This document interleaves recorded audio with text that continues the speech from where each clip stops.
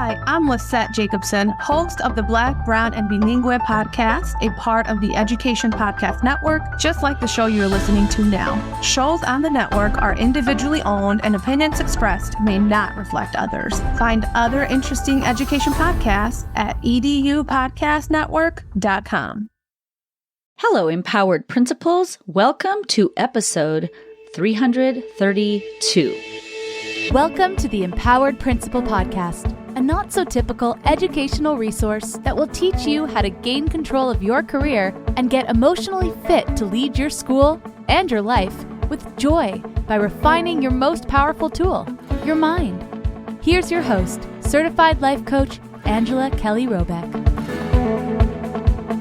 Well, hello, my empowered leaders. I am so excited to share this podcast episode with you. I interviewed my friend and fellow coach, Jess Johnson. She has such insight for all of you. The reason I love Jess is because she has been working with me to help me regulate my nervous system. So when I go into freak out mode, which is more than I would like to share, I need some kind of thoughts and tools and strategies to re-regulate myself so that I can stay present when I feel like I'm in fight or flight. And Jess has been able to teach me some very simple techniques that I can use right in the moment when I'm actually in the moment of freaking out. And she also, on this podcast episode, will share with you some ways to proactively take care of your emotional and your nervous system needs so that you can stay present and focused when you are in a situation where you are feeling unsafe, uncertain, a little bit of a threat that's coming up for you in a moment at school. Those moments happen. Parents come at you sideways, a teacher gets upset, a student's really dysregulated, your boss yells at you. Those are moments where we can feel very unsafe and uncertain. And Jess is going to share with you some great tips and strategies. So enjoy the show. Hello, Empowered Principals. Welcome to today's episode. I have a very special guest with me here. Her name is Jess Johnson. Jess and I met through our 200K mastermind, our business mastermind. We are both coaches. And I have really been drawn to Jess's work. She's actually done some peer coaching with me and worked with me to help regulate my nervous system when it has been intensely activated. And so I love her work. I love her energy. And I wanted to bring her on the podcast to help you all learn a little bit more about the kind of work she does to help you be able to regulate yourself in real time. So Jess, welcome to the podcast. Hey, Angela, thank you so much for having me. I cannot wait to talk about all things emotions and courage and compassion, because I think that it takes courage to be able to extend ourselves compassion, and really emotional work is compassionate work. And so that I'm a life coach. I call myself a courage and compassion coach because those are really the qualities that I help my clients build so they have a level of self-awareness to know what their triggers are, how to talk to themselves in the moment, and how to cultivate the courage to keep getting up and trying it again, even when you feel like you're discouraged or you've been knocked down. Yes. I love this. Can you just start by giving a little bit of your background and the areas that you study and some of the tools that you use with your clients? Totally. So I am a former licensed clinical social worker. I was a therapist. I started working out with kids, actually, like way back when. I also have a background in working with sexual assault and domestic violence survivors. And during my course of working with kids, I work in residential treatment. And this is actually before I went back to undergrad. And I was working with kids in residential treatment. And I just found myself getting discouraged because you would do all of this work with the kids, and then they would do what they needed to do to earn passes to go home on the weekends or whatever. And then pretty frequently, one of two things would happen. Either one, the kid was left waiting on Friday for their parents to show up and they never did, or they would go home and kind of something, again, traumatic or emotional would happen over the weekend, and then they would come back to us pretty dysregulated. And so I started looking, like, after I went to grad school, like, what can I do that would have like a bigger impact on these kids? Okay, that's working with adults. So then I started working in corrections, mental health corrections. And for 7 years, I did that until once again, I started seeing something that I was identifying as something I wanted to do, something to make a bigger impact. I'm a pretty proactive person. And so I was seeing an uptick of veterans on my caseload. And I had grown up in the military. Both of my parents served. My dad did 30 years. My mom actually got out when she was pregnant with me. And so when I kind of saw this and was just like thinking about this community that I had grown up in, and I started looking into like, well, what can I do to help not let this happen anymore? And I was like, oh, they take LCSWs in the Army? Super. And so then I commissioned into the Army, and I was an active duty therapist for 5 years in the Army. I was stationed at both a hospital here in Hawaii, where I live now. And I also was a behavioral health officer for the Combat Aviation Brigade in Watertown, New York, 10th Mountain. And I did a combat deployment right in the middle of my time in Afghanistan, and got out of the military to pivot to coaching. And initially I did start working with veterans before the pandemic hit, because I had been running retreats for veterans in their own transition, helping them in their own transition from the military. And then the pandemic happened, and I was like, all right, it's time for me to start my own business. And while I was working with veterans, actually, is when I found EFT, or emotional freedom techniques, which is one of the major modalities that I use in my coaching practice and that I am so passionate about. It's frequently known as EFT, or tapping, and it involves tapping on what's known as energy meridian points around the body, which are the same points if you've ever done acupuncture or acupressure. These are very similar points. And when you tap on them while combining, putting your attention on whatever like thought or feeling you wish you weren't having, and like combining that with an affirmation acceptance, we are actually calming the central nervous system.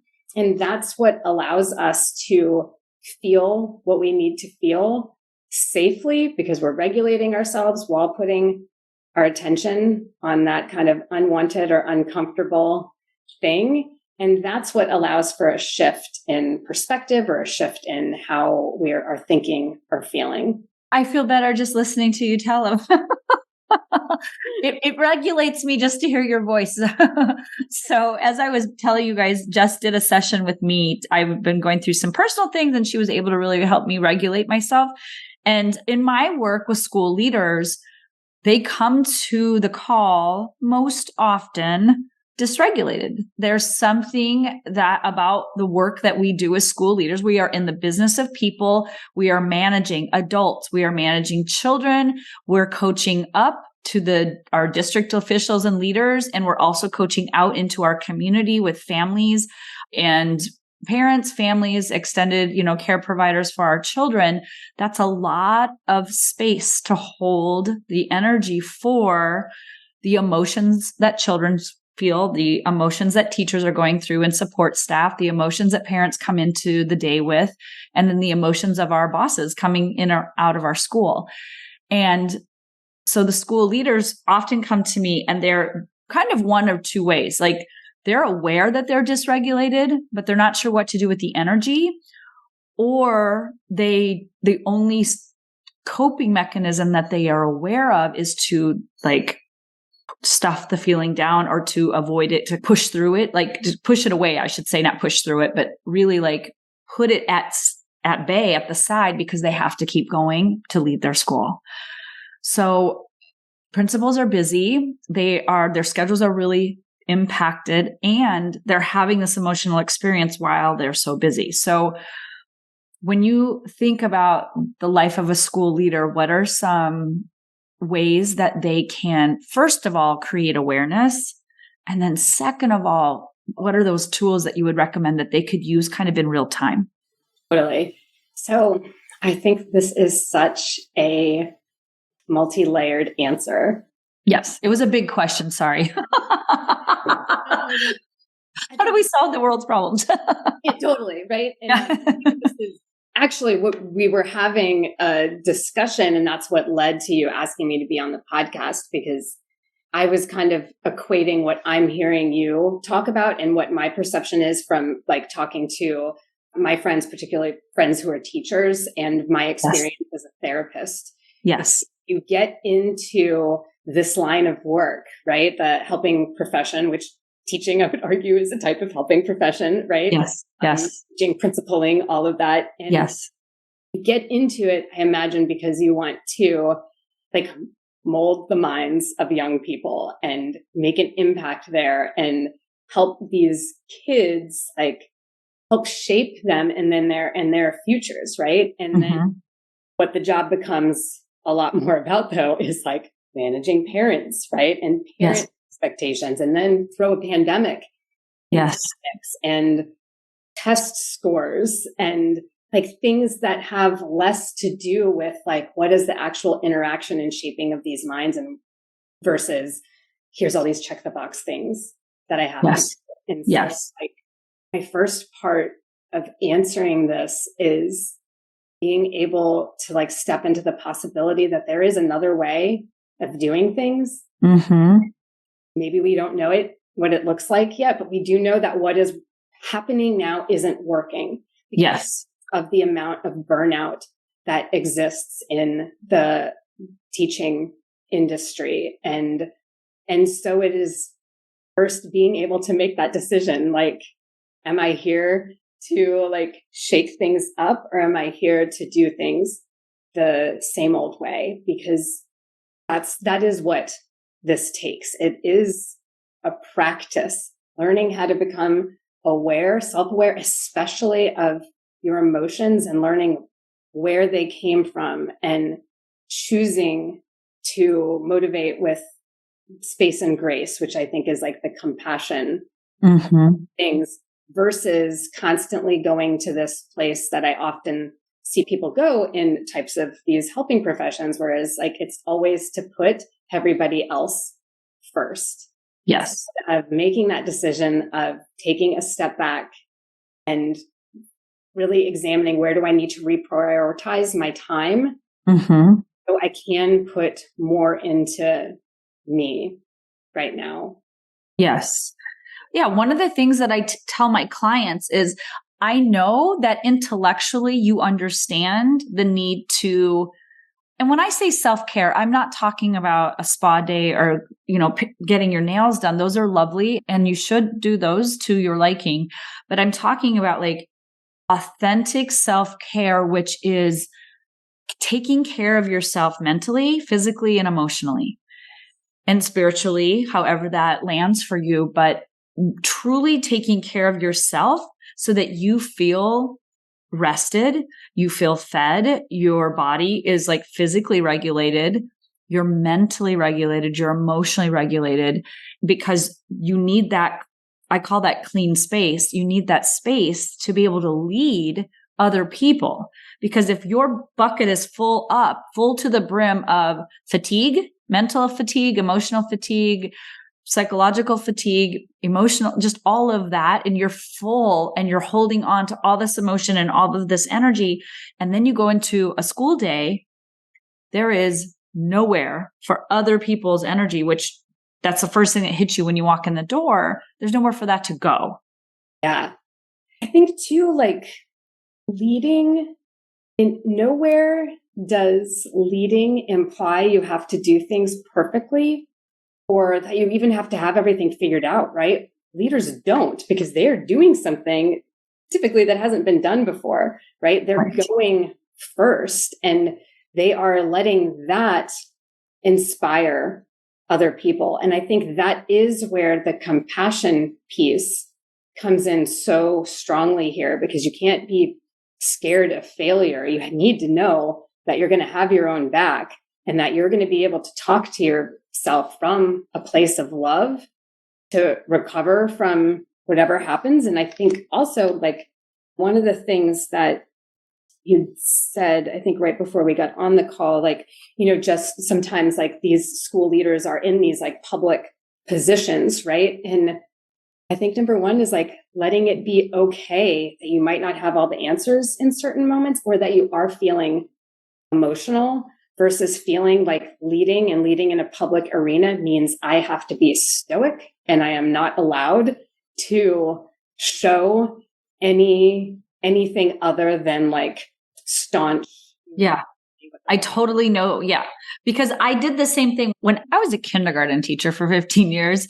And then I was a reading specialist, instructional coach before I was hired to lead. And when I stepped into that role, the sentence I told myself was like, I'm in the big leagues now. I need to like step up. But what I thought stepping up meant as I leveled up my career was having a thicker skin, like a thicker armor. I had to be professional and polished, and I dressed the part and I spoke the part, and my energy was very like bold in the sense that I thought that's what a leader was, until I realized I was still a human being and there were things going on at school that I didn't know what I was doing. My self-concept actually dropped. Like your self-identity was just all over the map. You're a mess and you're still a human with all of these emotions coming up, but you're telling yourself, I shouldn't be having this emotional experience because now I'm a leader. Mm-hmm. And I think our brain assumes that being a leader means not having to process emotion. And that's not true. I'll just say it that way. Like, it's farther from the truth, because you have up-leveled, you are taking the first step, you're leading people, which means you're being innovative, you're trying things, you're doing things you don't know, you've never done before, and you're the one going first. So you're putting yourself in a position to not know, in a position to be thrown off, in a position to have things fail and not work. And we need to, as leaders, understand what that looks like in terms of emotional regulation, and also becoming okay or more comfortable or more intimate with like the emotions that are going to rise to the surface. I felt like I was going to die, to be honest, like that the emotions were so intense, but I didn't at the time have any tools. Yeah. So it was like, let me do this. Let me put an armor around me and bubble wrap and pretend I'm okay and look good on the surface to everybody else, and then go home and be a mess. Yeah. And that's what I think. So EFT stands for Emotional Freedom Techniques. And I think of emotional freedom as like the freedom to feel your emotions, knowing you're not going to die. Yes. That is like what it feels like. And I have heard a couple of times people saying things like, oh, nobody ever died from an emotion. And I get my ire goes up around that, because that's simply not true. That is why we have such rising rates of suicide right now. That is exactly it. It is, our emotions can be just as painful, if not more, than an open wound, because of all that layer of judgment that we put on ourselves for having this, that nobody else can see and that we can't see and that we don't understand. And I think having tools, this is something like, if everybody just hears me say this one thing, here's what I want people to understand about tools, because I am frequently asked, how do I use EFT when I'm dysregulated?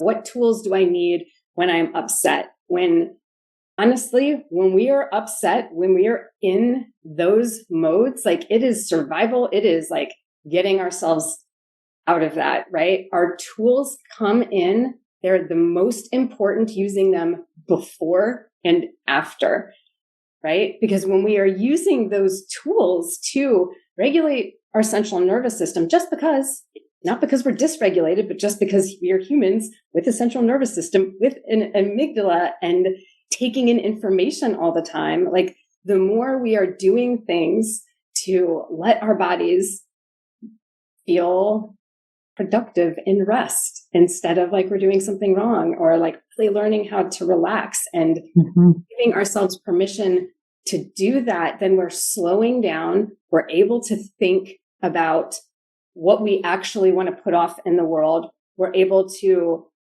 daydream about what that might look like. So that way, when we're in those situations that feel very scary or hard, like we've got kind of a plan in place because our bodies aren't already taxed and our brains aren't like grasping at something that we don't have any idea what it looks like.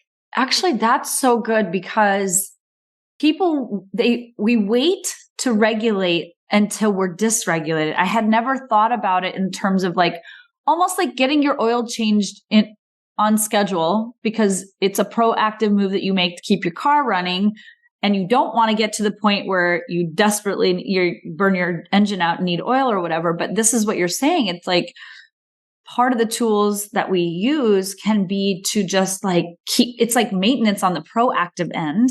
Totally. I would say most of your tools are that, because I think about this sometimes in terms of pain too. So last year I had pneumonia and I developed something, might have been coincidental, but whatever. It was called occipital neuralgia, and it was a horrific headache that was caused by like nerve impingement. And I remember like the night before my third trip to the ER in 5 days, like I was in the middle of the night and I was up and I was trying to wait for it to be a little earlier in the morning. It was in the middle of the night to wake my husband up. And I was like on the couch, like rocking in pain, and just knowing that like there's the awareness that we have, like I am in the midst of this right now. And that is like, how do I take a step back from this? Right. And like, again, I just want to emphasize that the more that you are using your tools before you're dysregulated, the easier that is going to be. That is actually a great example, because it's like once you break your arm, you can't go in and be proactive about not breaking the arm. It's broken, right? And once you're in an emotional dysregulation, especially if it's really intense, when you're in that, and then you're like feeling like, well, I shouldn't be in this. First of all, you're kind of judging it. And then you're like, how do I get out of this as soon as possible? The amygdala has taken over. Your nervous system has taken over. You're in fight or flight.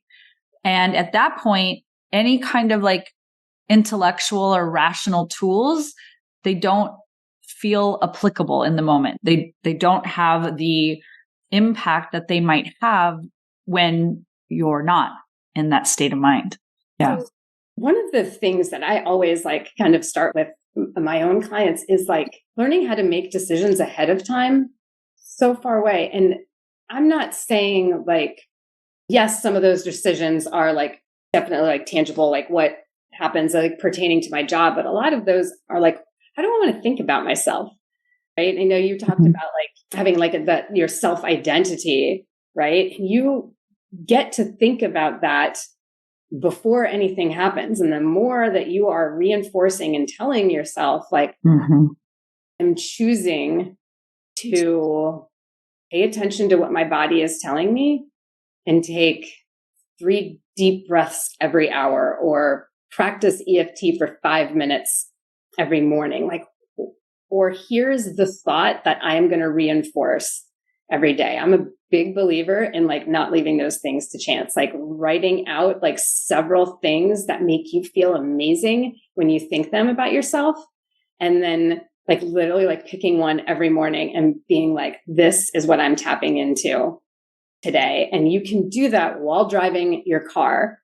When I think this about myself, when I think I'm an inspiring leader in the industry, how do I carry myself? What would I say to somebody? And you can use tapping to help you regulate your central nervous system and create psychological safety while you imagine those things. So I'm using this as an example of like before you're dysregulated, right?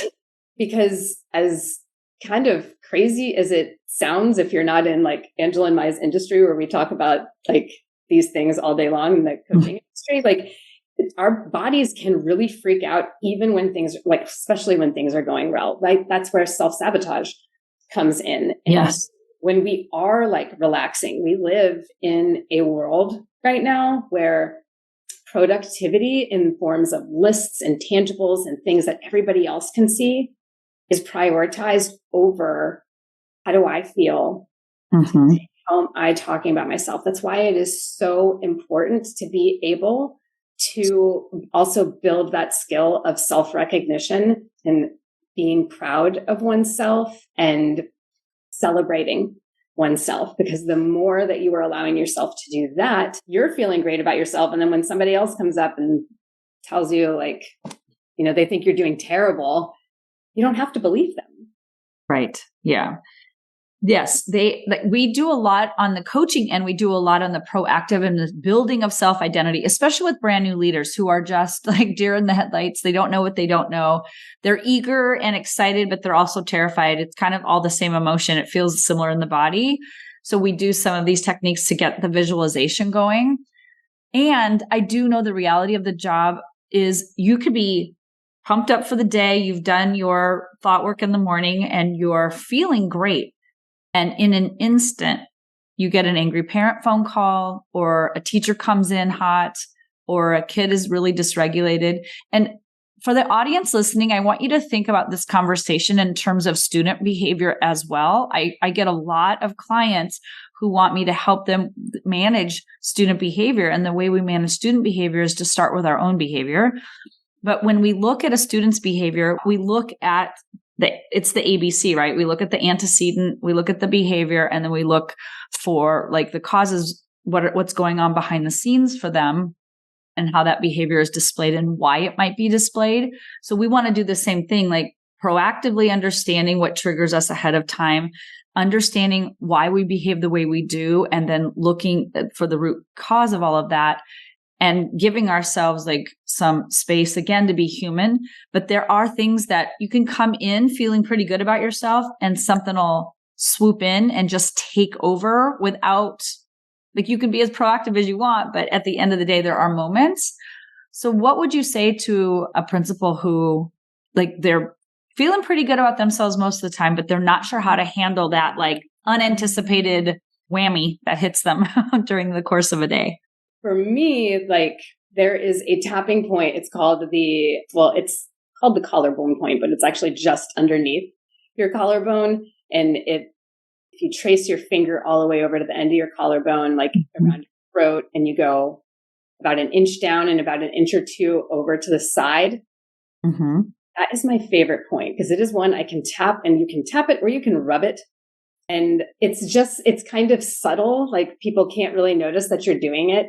And it is a great way to kind of regulate when you feel like something is coming up, like right then, and you want to slow yourself down. I have ADHD. I use this one all of the time when I am in meetings and my brain is going all over the place.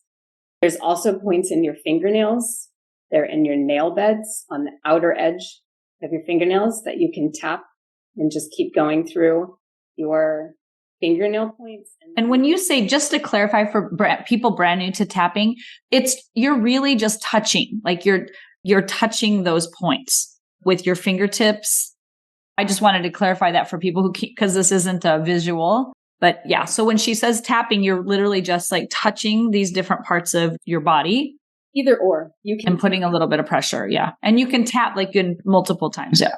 Yeah. You're either literally tapping on it, or you can rub and put your attention on that. But I think that also, like, knowing, I would imagine a kid comes in and is like completely dysregulated. Tapping is incredible for children, because whereas like EFT, there's what's called feel good right now EFT. And that is tapping through the points, talking, and kind of doing something really quickly just to regulate you. And when people work with me, we are using tapping at the root issue. A lot of times, like, I'm helping my clients answer the question, why am I like this?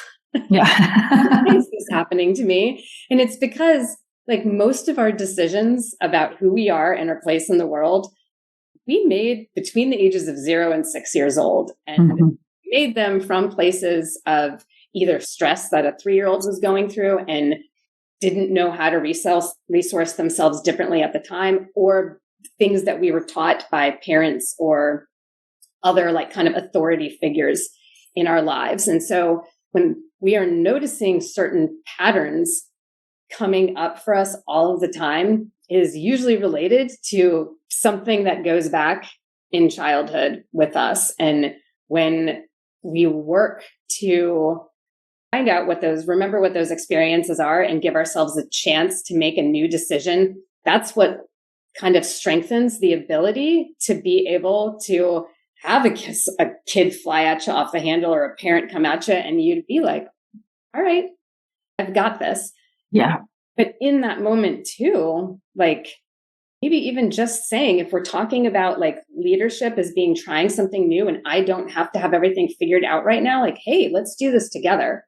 Let's take a couple of deep breaths together right now. I can sense you're upset. I'm a little upset too about what's happening. Like versus feeling like, oh, I have to have everything all together. This parent feel like, I've got to like tell them what to do. Like think of a world where we give ourselves and thus the people around us permission to be like, oh no, what F is to say in this moment or do in this moment. But I do know that I could use a second to maybe take a couple deep breaths. Can you help me do that? Mm-hmm. Let's do this together and make it this like co-creation.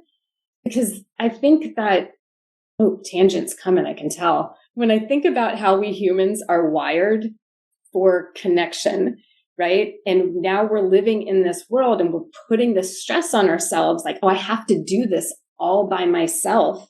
Yes. Like we're severing that ability to feel connected right then. And yeah, it might feel real weird.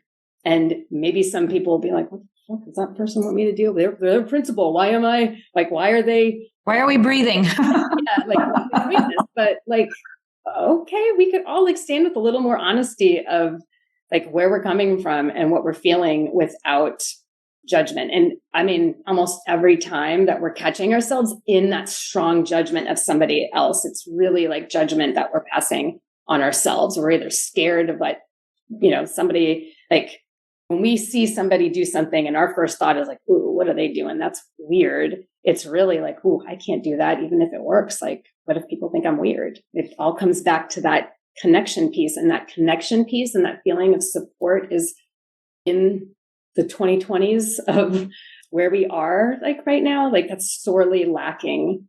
And I just feel really passionate. That's what we all need to come back to. Yes. I love this because I think for the last since ever the beginning of time, we've been told fake it till we make it. When you get into a leadership role, fake it till you make it. And I disagree with that so wholeheartedly. I think the solution is authenticity and honesty and openness. So, and transparency. So I'm just thinking of my audience, like, here's the thing. You might want to try this. I call it the how method, honest, open, and willing, where you're like willing to be honest, you're willing to be open and willing to be transparent about how you're feeling in a moment. So you might want to start with kids. If it feels too unsafe to like say it to an adult, try it with a kid. If you just said like, hey, you're really upset. Something just happened on the playground. They get sent to the office. Something just happened in the playground. We're going to just take a couple of deep breaths I'm feeling upset for you. Let's do that. And you can start that conversation with kids first. Kids, I've done this and kids pick up way easier. They're just like, okay, like they'll do it and you can get them to breathe with you and start talking about feelings. Kids will talk about feelings so much easier than adults because over time, adults have been told not to talk about feelings. It's soft, it's weak, it's not important, whatever. So we have opinions about feelings, but I remember doing this with my staff. When I became a life coach, I was still a school leader and I would go into a staff meeting. I had a dad come at me sideways right before the meeting and I was so dysregulated. I'm walking down the hall, I'm fighting tears. And I thought, I've got to get through this staff meeting. And there was a moment where I thought, I don't need to get through this staff meeting. I'm going to share this. As I walked in the door, I was a couple minutes late. People were just standing around and I walked in and I said, can I just take a moment to share something with you all? And they were like, vroom. And I will tell you this, adults respect that how I call it the how method, right? Where you're honest, open, and willing with them. When you are authentic and transparent with adults, the compassion and the human to human connection, they would much rather you come in and say, can I just share something with you? This just happened to me and I'm feeling this way. I let they saw the tears roll down my face as I was sharing this. And I said, and I had to be somewhat cryptic about it, but I just said, this is my experience. And I just wanted to let you know that's why I was late. And I apologize, but thank you for letting me share. That changed the dynamic of that staff meeting. People were tuned in. They were listening. They shared more. And I had a teacher. She was a 4th grade teacher. She didn't love me as her boss. And she walked up to me and she said, that just was a game changer for me. And I realized I was onto something. I'm going to actually just be authentically me, which is the emotional part of me as well as the other parts of me. And I started doing that with kids and teachers. As you're getting out to more of the community people, it feels a little less safe, but I could say things in special education meetings, like in IEP meetings where I was like, okay, guys, everybody, let's just take a deep breath. Everybody take 5. We're going to come back. I didn't say anything about emotion, but I knew how to facilitate an emotional reset without anybody feeling awkward about it. I agree with you. I think that as leaders, the new innovative thing to embrace is actually, it's not some new curriculum. It's not some new technology platform. It's the little old computer that's already been wired inside of us, which is our emotional intellect and it's wisdom that emotions have to share with us. And when you can, whether you're in a meeting, like I've tapped to in meetings where you're under the table, right? And you're just, is it right here? Yep. Side of the hand, that is where we usually start with tapping, but my go-to, particularly in meetings, is those fingernail points. Cause you can do it under the table. Yeah. Like you can't tell I'm doing it. And yeah. I do it while I'm walking in the morning. I'm walking to the gym and I'm thinking about my day on those fingernail points. And I'm just like, all right, what do I have got going today? Where do I feel stuck? What do I need to believe about myself to ensure that this happens the way I want it to? How do I even want it to? Because oftentimes we're so scared of exploring our wants that we don't know the answer to that question. And when we don't know the answer to that question, like, of course we don't know how. Right. We don't know like what we want the end game. Yes. Yes. I definitely talk about this in the coaching program because most of us are thinking, we spend our energy thinking about how bad the meeting might go and preparing for all the worst case scenarios. And then I'll say to my clients, but how do you want it to go? And it's almost as though they're like, I had never thought about that. We don't think about the best case scenario or how we want it to go and direct our energy that way. And then who would we be if the meeting were going really smoothly or this conversation with our boss were going as best as we could imagine it going? What would that feel like? What would that energy be like? And then putting our attention to that, at least giving it equal airtime, right? Like if you want to plan for the worst, go ahead and do that first because the brain's going to offer that. But also like, what if this meeting just went really well? Yeah. And being able to acknowledge like the worst, right? Like, okay, I see that could happen. And also, yes, let me redirect my brain to the best possible scenario. And I actually really love taking it both places. What's the worst case scenario? I always start with what's the best case scenario, because that's going to put you in a different feeling and mindset to then explore like, okay, what's the worst case scenario? And then, okay, between these two, knowing what I know about this person or this audience right now, what's the most realistic? Somewhere right there, right? Like, yeah, trapped in this black and white either or thinking. And really, it's just about being able to embrace the and in everything, like being able to just know the nuances. Like everything is not all terrible or all good most of the time. Is how would we know what was good or bad, right? If like something was just like fantastic all of the time, and we'd stop learning because it's not challenged anymore. So yeah, also being able to look at those, what we see as setbacks aren't actually setbacks. They're just like an opportunity for reminding ourselves of what's important, or like reminding ourselves, or sitting down and doing an evaluation and being like, oh, that was going really well, and these things worked amazing. Here's where some things can change. Yeah. I want to also explicitly say to people, and I have learned this myself as I have been more and more open to having emotional experiences.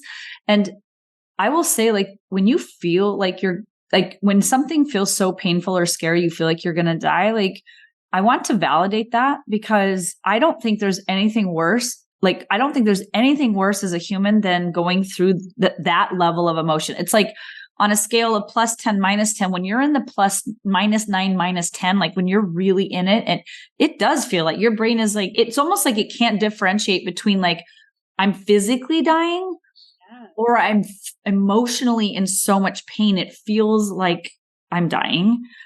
And even though you might not be physically dying at all, you could be in excellent physical health, but having this emotional experience that is so painful that you can lead yourself to like taking physical action, like you had said earlier. And as I do this work and I'm really studying myself, my emotions, my capacity to feel an emotion and process it through, to see that it is actually always temporary.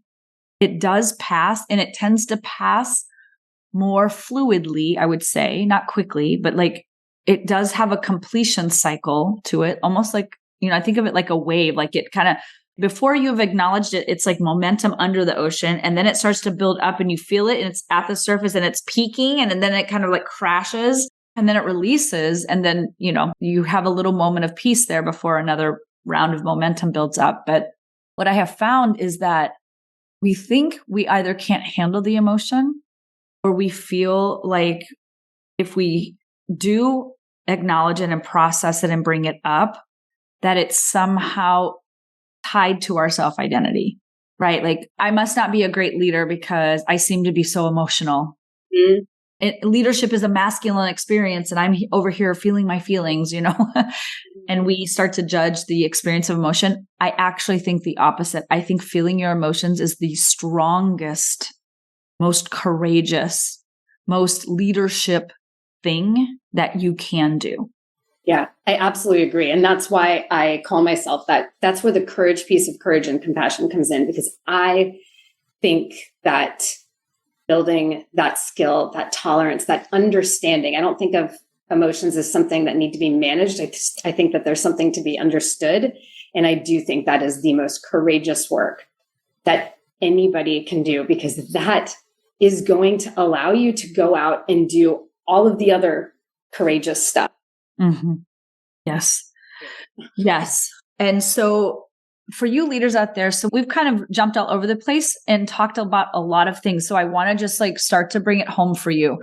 Number one, the work that we're talking about is just being proactive in, one, your self-identity, and two, I just think we can make school leadership so much more simple by asking ourselves two questions. What am I feeling? Labeling that emotion if you can, if not, identifying where it's residing in your body. What am I feeling? And two, why? And I call that the brain drain. The brain's going to tell you, here's all the reasons I feel this way today. Or like, I've got this upcoming meeting with this parent, and this parent is always, goes off the rails, and they're just emotionally dysregulated, which just regulates, like the brain's going to chatter, right? Blah, blah, blah, blah. And you let it do that. But what really matters the most is the feeling, the emotion, the energy in your body. And you want to be aware and understand what that is. And when you're feeling it in real time, you can generate positive emotion, like you're driving to work, like Jess said, and you are thinking about the best case scenario, the intentions you want to set for that day, how you want to feel as you walk into your campus and manage your day. And those moments when school's going off the rails, kids' behavior's off the chain, everybody's misbehaving right now, spring fever's hitting. And you want to also be proactive in that moment. Like, what do I want to think and feel when I feel like chaos is all around me? What is it I want to think and feel? one, you have to be aware that the chaos is happening and that you're feeling chaotic internally so that you can just say, oh, wait, moment, please. And then it's simple as like tapping, finding, you can look this up online. I'm sorry you can't see us, like, but there are points on your body. And I think Jess said the fingernails. Like if you're not driving, you can tap your fingernails. If you are driving, you can tap that little spot just under your collarbone over to, your left or your right. You can tap on your top of your head. I know I've tapped on my temples. I think by the eyes, above my lip, kind of on my chin. There's lots of points. Yes, you can look me up. I've got a model of all of this. So then, okay, perfect. And one of the things that I am launching this year too is a YouTube channel where people can tap along with all of this and see this, because it's a lot of times people don't realize they call it emotional freedom technique. It's actually emotional freedom techniques, because there's 40 different ways to apply the techniques. And so I teach a little bit of that in all of these videos, but it's just easiest to be like, okay, I'm just going to go pull one up and like, let's tap along with this. And then you will see and feel what that feels like with you. And I'm a big believer in being authentic. And so there's some videos on there where I am tapping on myself in real time, notably the weekend Afghanistan fell. That was a very devastating weekend. And I did a live tap on that, and you can see me in 20 minutes go from completely dysregulated, unable to talk because I am like all in my emotions, to like being like, all right, I'm fine now. Like, and as I'm tapping, I'm actually explaining what's going on in my body. And that's something that you can tap along with and feel a reduction in whatever it is for you, because it's something called borrowed benefits when you're tapping along with somebody else's issue. I was thinking about that story you told when you said you went into the meeting and you were like, I just need to explain how I feel right now. And you said, I didn't tell them the actual details. I just told them how I felt. I think that's so important to know. That oftentimes when we're telling our stories to people or even to ourselves again, we're once again getting caught up in all of those details instead of just being like, how do I feel right now? Yeah. I would just add like a third question to the list you just added. And that's like, how can I give myself compassion in this moment? Yeah. Sometimes we can't answer why, because it feels like there's so much in there. And I think about it going back to what I said about most of the lessons or the decisions that we made about ourselves happen between the ages of 0 and 6, that we're not even conscious of them. And when we know that, it's like, and you can't answer that question to why am I actually feeling this way? The simplest answer to give yourself is there is a part of me that is reliving a painful and a young moment from my past. And my only job is I love to put a hand on my heart and just say, I'm listening. I love you. That's it. Frequently we go immediately into reassuring, but that actually doesn't help us out, because if you think about like ever being like maybe venting to a friend or a partner and they immediately start telling you like all the reasons why you shouldn't be feeling the way you feel, like, or try to help you feel better. Yeah. And you're like, I don't want to feel better. we feel dismissed. We feel invalidated. Most of the time we know what we want. We just need to get it out. We do that to ourselves all of the time. Yes, it's true. Knowing when you can't answer why, just say, all right, I'm in a release needing to know the why right now. How do I give that part of me? Yes. I so agree with that. I have noticed that with myself. Just even this weekend, I couldn't put my finger on exactly the emotion. I couldn't even articulate why. And I thought to myself, you know what I can do right now? I can breathe. I can slow my breathing down. I can like touch my heart. I can just sit here with it. I think of it like a best friend, like when a friend calls me on the phone and I'm listening. It's not about me. They're not calling to hear me talk at them or to like try and fix it for them. They're just wanting to express it to somebody who's safe.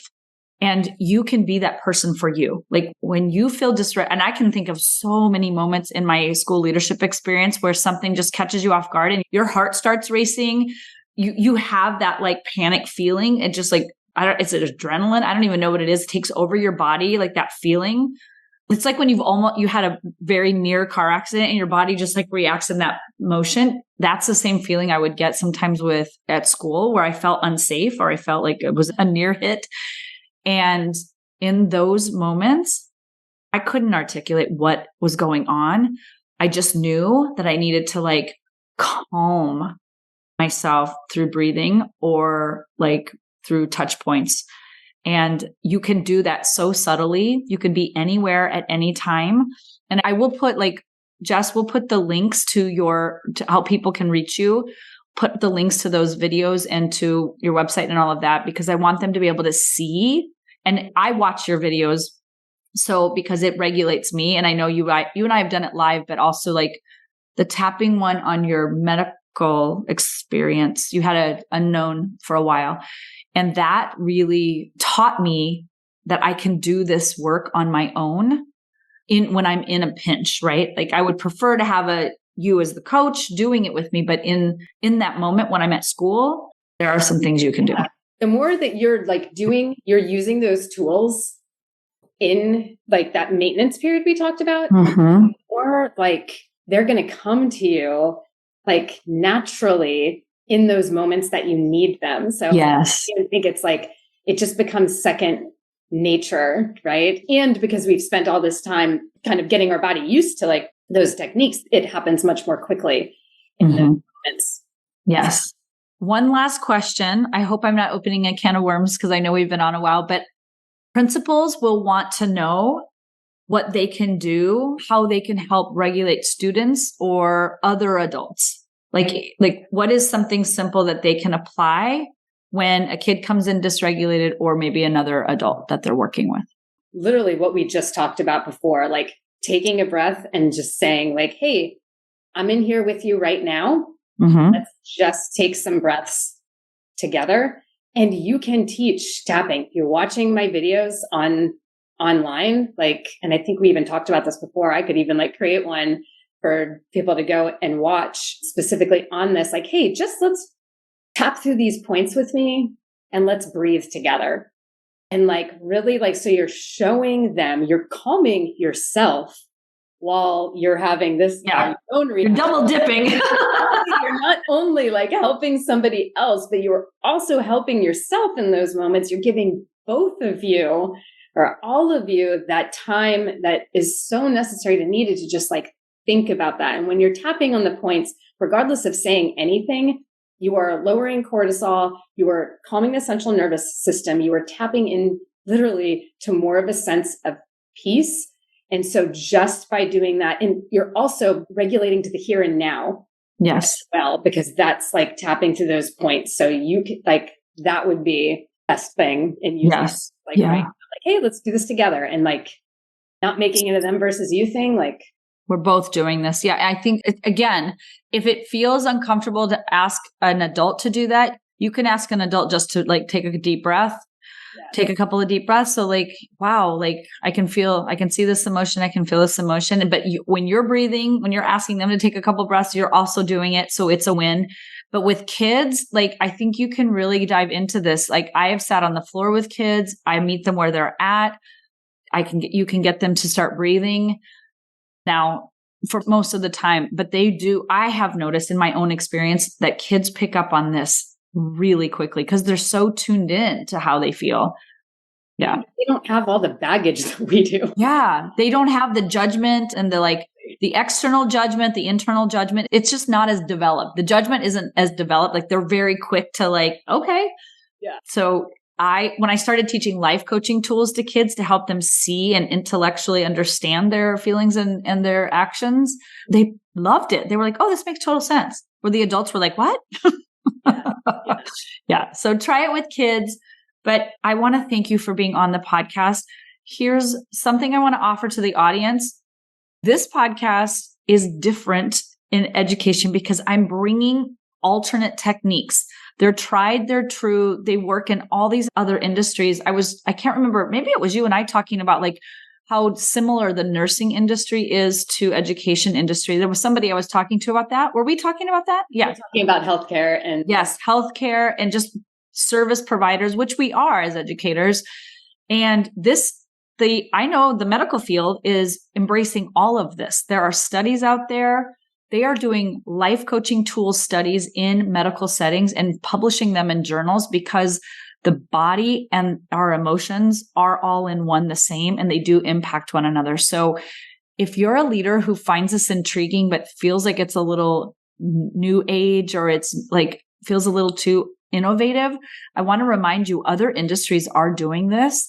Education just kind of takes a little bit longer. So I would explore, be brave, try these things. You'll see how well they work. And imagine a school that has the tools to be able to self-regulate themselves and help others self-regulate when they can't self-regulate.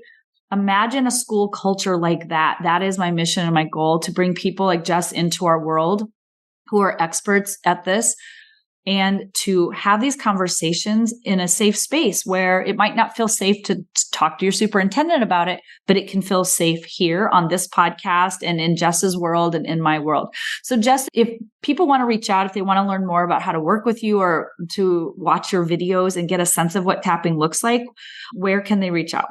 Yeah, absolutely. Last thing I'll say, just to tag on what you said, is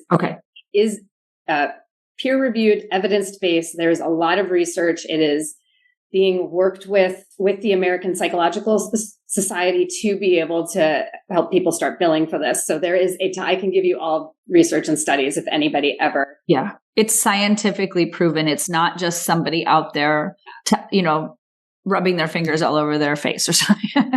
You can email me at jessjohnsoncoaching@gmail.com. Traditional spelling, JESJOHNSON coaching. My website is www.jessjohnsoncoaching.com and Instagram at jess.johnsoncoaching. Yeah. We'll put all the links in the show notes. All of her stuff will be there in one place ready for you. But I highly invite you to click on her work, follow her, check her out, because this, I think, is going to be a true game changer in the field of education. When we start embracing this as regular practice, it will become a best practice. I mean, that's the lingo we use in education. This is an emotional best practice, which is why I wanted to bring Jess on as an expert on tapping and emotional regulation. So thank you so much for being here. I really appreciate your time. Yeah, thank you. All right. Have a good one. We'll talk to you guys all next week. Take good care. Bye. Hey, Empowered Principal. If you enjoy the content in this podcast, I invite you to join the Empowered Principal Collaborative. It's my latest offer for aspiring and current school leaders who want to experience exceptional impact and enjoy the school leadership experience. Look, you don't have to overwork and overexert to be a successful school leader. You'll be mentored weekly and surrounded by supportive, like-minded colleagues who truly understand what it means to be a school leader. So join us today and become a member of the only certified life and leadership coaching program for school leaders in the country. Just head on over to angelakellycoaching.com/work-with-me to learn more and join. I'll see you inside of the Empowered Principal Collaborative. Thanks for listening to this episode of the Empowered Principal Podcast. If you enjoyed this episode and want to learn more, please visit angelakellycoaching.com, where you can sign up for weekly updates and learn more about the tools that will help you become an emotionally fit school leader.